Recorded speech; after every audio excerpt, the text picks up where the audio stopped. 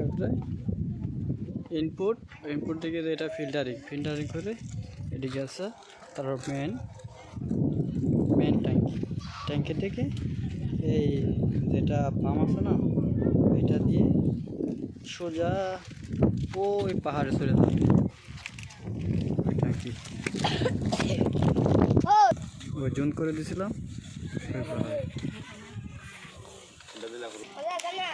পানি আসতেছে ওই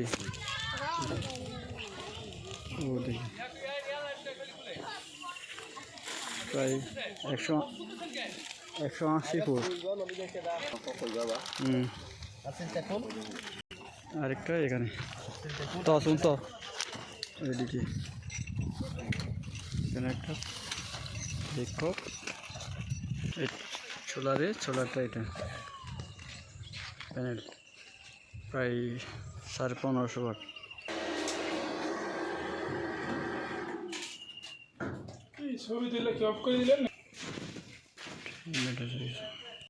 এদিকে যাইয়া তার এই যেটা প্রেস ট্যাঙ্কি আছে এটা 1000 লিটার, এদিকে যাইয়া তারপর ওই স্কুলে যাবে, স্কুলে নিলে তারপর ইনভার্টার এখানে।